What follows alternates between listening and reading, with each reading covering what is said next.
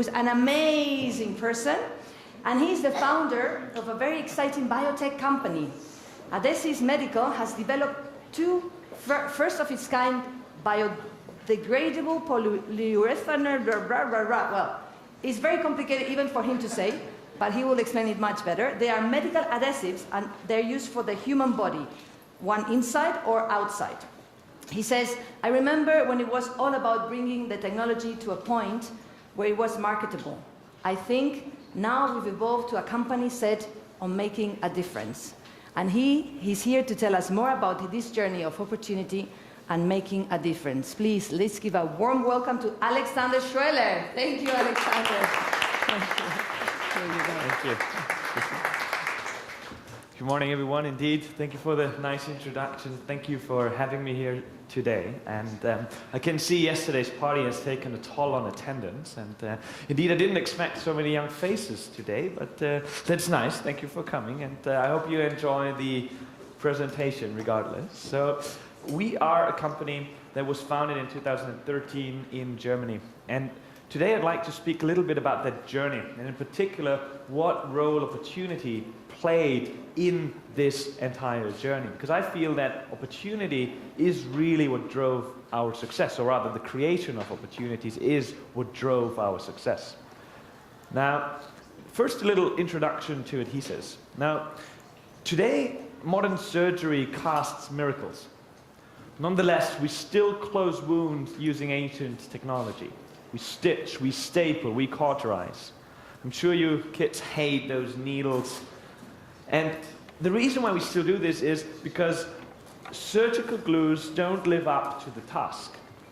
Now, we have developed a glue with a unique combination of properties. It's strong, it's fast sealing, it's usable in a wet environment. To put this into perspective, we can close even an arterial bleed in about 30 seconds. Now, I'm going to skip the video, given the age of the audience. It's a little bloody.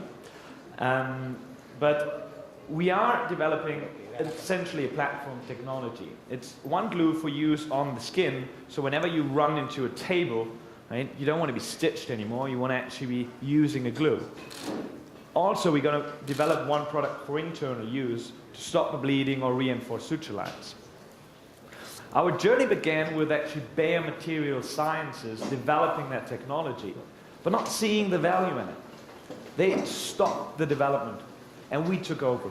We built a team around the technology, we raised the first round of funding, and then one really important event happened. We participated in a business plan competition in the US, the RISE business plan competition, the richest startup contest worldwide. We won it. And this was a moment that was really pivotal for our trajectory, because from there on we raised $3 million in the US and built our team steadily to 13 people, got our ISO certification, conducted our first clinical trials, and we were eventually sold this year to the Grünenthal Group in Germany. Now, this is, however, not what I want to focus on today. I want this to be known as it puts a lot of things into perspective, but I really want to speak about opportunity today. Because let's start here. If you look at that picture, do you see an old lady or a young lady? So how many of you see an old lady in that picture? 1, 2, 3. How many of you see a young lady? How many of you see both?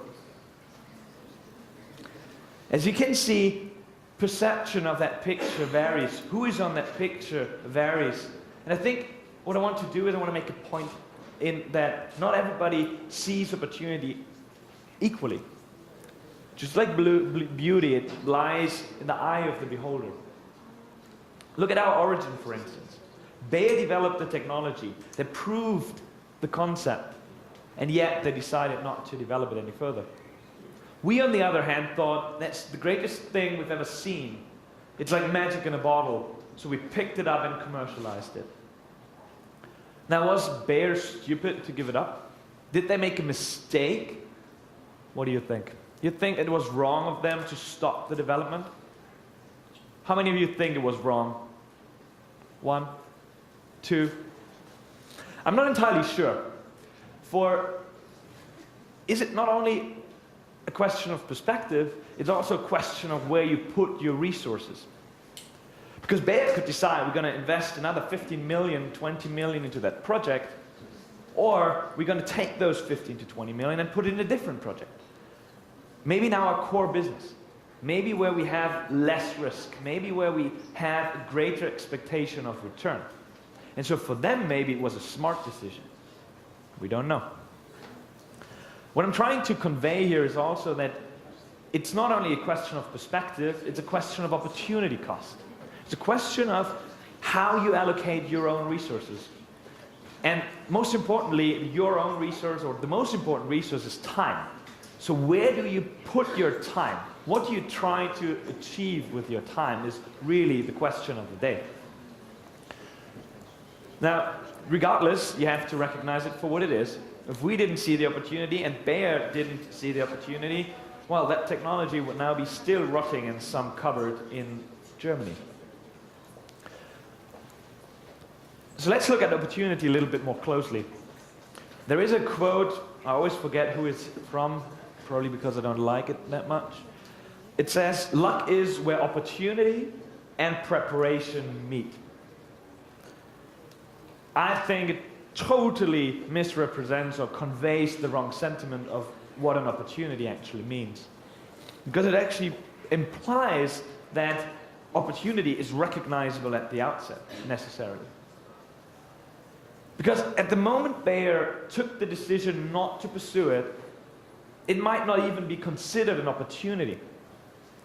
Because what it was a technology with potential. They didn't know if this would ever turn into a multi-million-dollar business. How could they?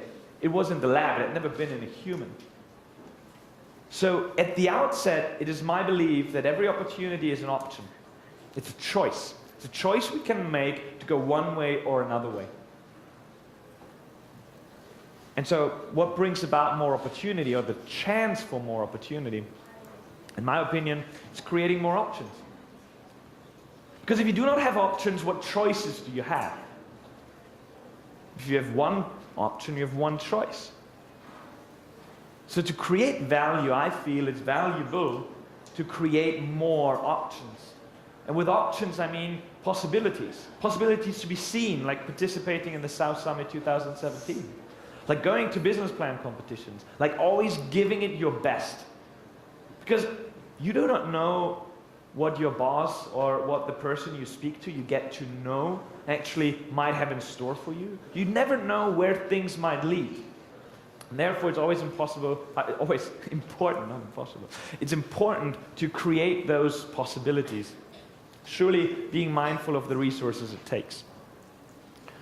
Some of the options we created was indeed the participation in the RISE business plan competition, because it was there that we got to know our investors. It was there where the, if you will, path to acquisition started, because in fact, Grünenthal, some of, how we say, the publicity that we got from that business plan competition actually led to the discussions we eventually had with our acquirer.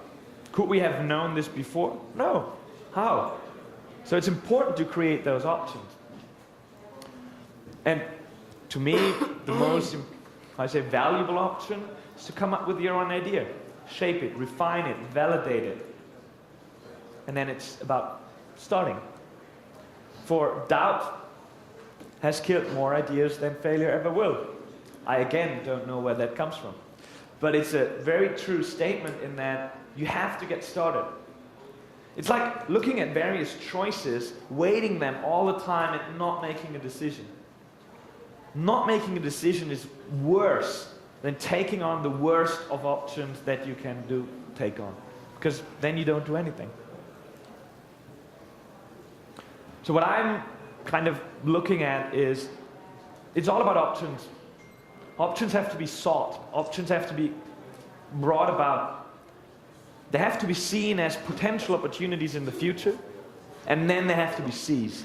This is where opportunity is generated. Therefore, my strong belief, opportunity is an act of creation. They don't grow on trees, they don't come along. It's about you making those things happen. And we did make it happen. We took an idea, a product, and brought it to the point where in fact it became an opportunity. And some of the learnings we had along the way I'd like to share with you. Some of them are really textbook style, so I'm going to come to that list later. But there are a couple of things I want to highlight. The first, I want to make it a little bit, how you say, show it in terms of an example. How much do you think is Lufthansa worth?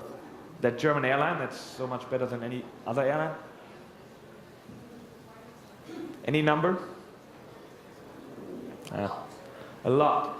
Well, it's worth about 6-7 billion. I didn't check the market cap this morning, but it's pretty valuable. So how much do you think is Uber worth? Say?